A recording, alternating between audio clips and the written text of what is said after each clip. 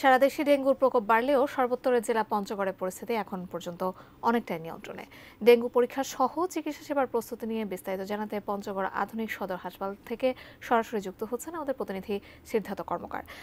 Siddharth, dengue পরীক্ষার যে আসলে উপকরণগুলো সেগুলো আসলে কেমন অবস্থায় এখন আছে জেলাগুলোতে, বা পর্যাপ্ত আছে কিনা সে বিষয়ে আমাদেরকে জানাবেন, এবং হাসপাতাল ঘুরে কি অবস্থা দেখতে পাচ্ছেন, প্রস্তুতি কেমন দেখতে পাচ্ছেন সার্বিকভাবে নিশ্চয়ই জানাবেন।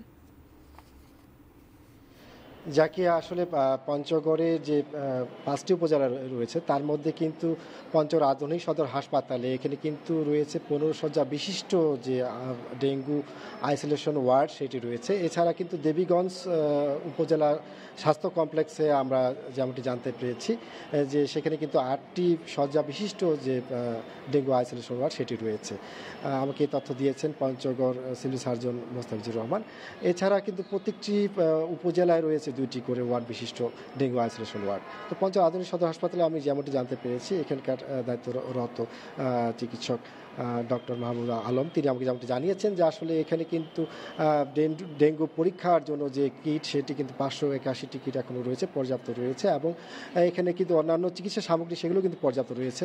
তবে এখানে আমি যেমনটি ঘুরে যেমনটি দেখতে পেয়েছি যে অন্যান্য সব কিছুই স্বাভাবিক থাকলেও কিন্তু কিছু কিছু ক্ষেত্রে অসঙ্গতি দেখতে পেয়েছি। যেমন এখানকার ওয়ার্ডগুলিতে কিন্তু রোগীর যারা স্বজন রয়েছে তারা কিন্তু বিভিন্ন রকম অভিযোগ করছেন। আমি এলো ভিশন মুশকিল আসান অফার, যে কোনো ব্র্যান্ডের পুরনো ফ্রিজ নিয়ে চলে আসুন ভিশন শোরুমে আর নিয়ে যান নতুন ভিশন ফ্রিজ 20% পর্যন্ত ছাড়। আমার পাশে রয়েছেন রোগীর স্বজন, তার সাথে কথা বলবো। আসলে কিরকম আপনারা দেখতে পাচ্ছেন সমস্যা সেটা একটু জানাবেন। ধন্যবাদ ভাই। আমি গতকালকে আমার ছোট ভাইকে এখানে নিয়ে আসি, তার ডেঙ্গু পজিটিভ ধরা পড়ে। তারপরে এখানে চিকিৎসা মোটামুটি ভালোই চলতেছে আলহামদুলিল্লাহ। কিন্তু আমরা যে ওয়ার্ডে আছি এই ওয়ার্ডে এসি ইনস্টল করা আছে, কিন্তু সেই এসি চলতেছে না। এর মধ্যে ব্যবসা কর্মে আমার ছোটো ভাইয়ের অনেক সমস্যা হচ্ছে, সে শ্বাসকষ্টের মতো সমস্যা হয় এবং মশারি নিয়ে থাকতে পারে না। তো তারপরেও তাকে আমার মশারি নিয়ে রাখতে হচ্ছে। এইবার যেন এইগুলা একটু সমাধান করা হয়। তারপরে আমাদের নার্স যিনি আছে উনি একজনই আছে এখানে আপাতত, উনি 2টা পর্যন্ত ডিউটি, তারপরে দেখতেছেন আর কেউ থাকে না। পরে সারা রাত বা 2টার পর থেকে আর কেউ নাই। যখন কোনো সমস্যা হলে আবার আমাদেরকে নিচে যাইতে হয়, ডেকে নিয়ে আসতে হয়। এই সব সমস্যা যদি সমাধান করা হয়, তারপরে এই যে পরিষ্কার পরিচ্ছন্নের একটা ব্যাপার আছে, যেহেতু এটা ডেঙ্গু একটা মহামারী রোগ এবং একজনের থেকে আরেকজন যাইতে পারে মশার মাধ্যমে, এই জায়গাটা যদি একটু পরিষ্কার করা থাকে তাহলে একটু ভালো হয় আর কি, সবার জন্য ভালো এবং আমাদের পঞ্চগড়ের জন্য ভালো হয়। ধন্যবাদ আপনাকে। রোগীর স্বজন যেমনটি জানাচ্ছিলেন যে আসলে এখানে কিছু কিছু সমস্যা রয়েছে, যেমন পরিচ্ছন্নতার অভাব আমি দেখতে পেয়েছি। যে এখানে ডেঙ্গুর ওয়ার্ডের সামনে কিন্তু আমি দেখতে পেয়েছি বিভিন্ন জায়গায় ডাবের খোসাতে শুরু করে বিভিন্ন নোংরা আবর্জনা রয়েছে, যেগুলি কিন্তু এডিস মশা সেগুলি বংশ বিস্তারে কিন্তু সেগুলি কিন্তু ভূমিকা রাখতে পারে। এছাড়াও কিন্তু এখানকার এসিগুলি কিন্তু কাজ করছে না আইসোলেশন ওয়ার্ডগুলিতে।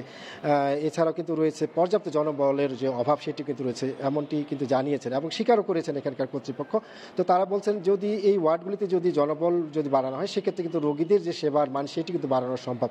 তো এখানে মূলত এখানকার স্থানীয় যারা আক্রান্ত তারা কিন্তু কম ভর্তি হচ্ছেন, বিশেষ করে যারা ঢাকার থেকে যারা আসছেন এই ধরনের রোগীরাই কিন্তু ঢাকাতে আক্রান্ত হয়ে তারা কিন্তু এখানে চিকিৎসা নিতে মূলত এলাকায় আসছেন এবং পঞ্চগড়ে বিভিন্ন এই যে ডেঙ্গুর আইসোলেশন ওয়ার্ডগুলিতে তারা কিন্তু চিকিৎসা নিচ্ছেন।